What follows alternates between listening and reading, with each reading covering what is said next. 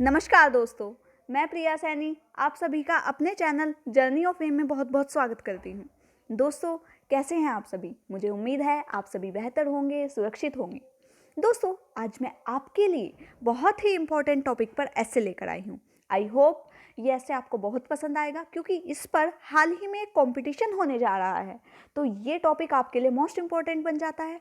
साथ ही आपको मेरे चैनल पर सभी इम्पोर्टेंट ऐसे ही प्रोवाइड होते हैं, या तो वो किसी कंपटीशन से रिलेटेड होते हैं, दूसरा वो आपके किसी भी एग्ज़ाम में आ सकते हैं। वही जो ऐसे हैं वो मेरे चैनल पर अपलोड होते हैं। दोस्तों, अगर आपको मेरी वीडियोस पसंद आती है तो प्लीज़ मेरे चैनल को लाइक, शेयर और सब्सक्राइब करना ना भूलें, क्योंकि ऐसे ही इम्पोर्टेंट ऐसे आपके आगे काम आने वाले हैं। तो आप साथ में बेल आइकन भी प्रेस करें, क्योंकि जो सारे मैं ऐसे अपलोड करती हूँ वो आपके भविष्य में, फ्यूचर में कभी भी कहीं भी काम आ सकते हैं। तो बेहतर होगा कि आप सभी वीडियोस अच्छे से देखें। तो चलिए शुरू करते हैं। जो आज का टॉपिक है वह है when girls do better the world does better. जब लड़कियां बेहतर करती हैं तो संसार भी बेहतर हो जाता है, बेहतर करता है। ठीक है, चलिए दोस्तों शुरू करते हैं। जैसे कि हम अपने स्टार्टिंग किससे करते हैं? एक कोटेशन से करते हैं। तो कोटेशन आज की क्या है?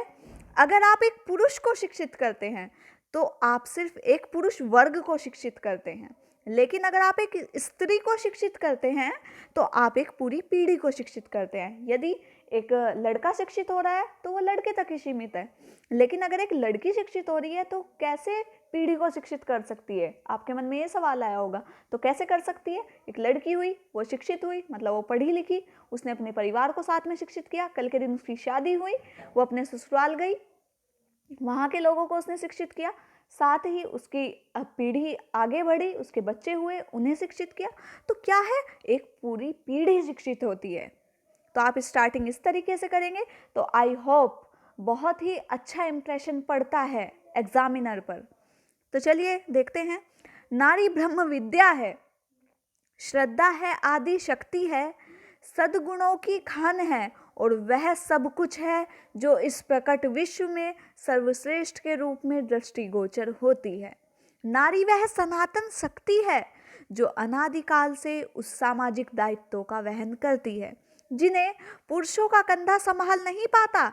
माता के रूप में नारी ममता, करुणा, वात्सल्य, बहन के रूप में नारी स्नेह, पत्नी के रूप में नारी प्रेम का प्रतीक है। किसी भी राष्ट्र के निर्माण में वहाँ की नारी का बहुत बड़ा हाथ होता है, जो कि उस नींव की भांति हैं जिस पर पूरी इमारत खड़ी रहती है। इतिहास भी गवाह रहा है कि जब जब लड़कियां बेहतर करती हैं तब तब संसार बेहतर होता है। प्राचीन काल से लेकर वर्तमान तक महिलाओं ने समाज को नया दर्पण प्रदान किया है। ठीक है, हम प्राचीन काल से देखते हैं और आज तक महिलाओं का हर जगह वर्चस्व है, हर जगह बोलबाला है। आधुनिक युग में स्वाधीनता संग्राम के दौरान महारानी लक्ष्मीबाई, विजय लक्ष्मी पंडित, अरुणा आसफ अली, सरोजनी नायडू, कमला नेहरू, सुचेता कृपलानी आदि महिलाओं ने आगे बढ़कर पूरी क्षमता व उत्साह से देश को स्वतंत्र कराने में अपनी भूमिका निभाई है। स्वतंत्रता के बाद स्त्रियों ने देश की सामाजिक व राजनीतिक स्थिति को भी बहुत बेहतर किया है। विजय लक्ष्मी पंडित विश्व की जो कि पहली महिला हैं संयुक्त राष्ट्र संघ की अध्यक्ष बनी। सरोजनी नायडू पहली महिला राज्यपाल। सुचेता कृपलानी पहली महिला मुख्यमंत्री। इंदिरा गांधी इत्यादि का योगदान भला कौन भुला सकता है। जब जब लड़कियों को शिक्षित किया जाता है तो उनका देश मजबूत और समृद्ध होता है। अब आप बीच में एक कोटेशन लिख सकते हैं, क्योंकि इससे क्या होता है, आपका जो ऐसे है वो बहुत अट्रैक्टिव लगता है, उस पर बहुत अच्छा एग्जामिनर सोचता है कि हाँ अट्रैक्ट होता है उसी की ओर।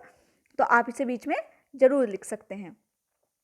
वह ऊष्मा है, ऊर्जा है, प्रकृति है, पृथ्वी है, क्योंकि वही तो आधी दुनिया और पूरी स्त्री है, क्योंकि वही तो आधी दुनिया और पूरी स्त्री है। अब देखिए आगे। आज हर क्षेत्र में महिलाओं का बोलबाला है। चिकित्सा का क्षेत्र हो या इंजीनियरिंग का, सिविल सेवा का क्षेत्र हो या बैंक का, पुलिस का हो या फौज का, वैज्ञानिक हो या व्यावसायिक, प्रत्येक क्षेत्र में अनेक महत्वपूर्ण पदों पर स्त्रियां आज सम्मान के साथ आसीन हैं। किरण बेदी, कल्पना चावला, मीरा नायर, मीरा कुमारी, सोनिया गांधी, बिछेंद्र पाल, संतोष यादव, पीटी उषा आदि ने समाज को बहुत कुछ दिया है, जो कि देश को एक नवीन मोड़ तो देती है, साथ में महिलाओं के लिए एक मिसाल भी पेश करती है।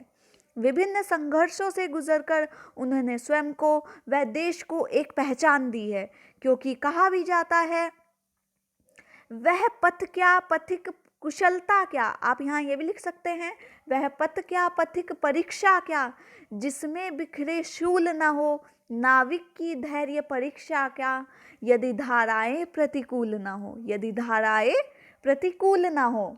अब देखिए आगे जो आपका एंडिंग आता है वो भी आपका बहुत अट्रैक्टिव होना चाहिए।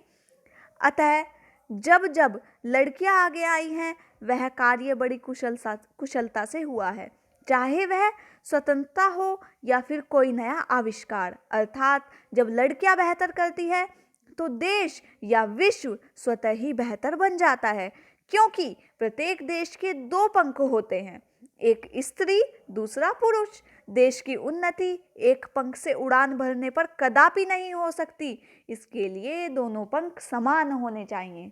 दोनों पंख मतलब स्त्री और पुरुष समान होने चाहिए। अब एंडिंग आप इस कोटेशन से कर सकते हैं, पुरुष प्रधान जगत में मैंने अपना लोहा मनवाया, जो काम मर्द करते आए उनको भी कर दिखलाया, जो काम मर्द करते आए उनको भी कर दिखलाया। मैं आज स्वर्णिम अतीत सदस्य फिर से पुरुषों पर भारी हूँ, मैं कोई और नहीं मैं तो आधुनिक नारी हूँ, मैं कोई और नहीं मैं तो आधुनिक नारी हूँ। तो इस तरह आपके जो ऐसे है उसका एंड होता है। दोस्तों अगर आपको किसी भी टॉपिक पर ऐसे चाहिए तो आप मुझे कमेंट बॉक्स में कमेंट कर बता सकते हैं। अगर हाँ मुझे लगता है कि हाँ वो काफ़ी इंपॉर्टेंट टॉपिक है तो मैं जल्द ही उस पर आपको ऐसे प्रोवाइड करा दूंगी। साथ ही आपको जो इसकी PDF है वो टेलीग्राम पर मिल जाएगी, आप टेलीग्राम पर हमारा चैनल ज्वाइन कर सकते हैं। ठीक है दोस्तों, अगर आपको वीडियो पसंद आती है तो please like subscribe my channel. Thank you so much.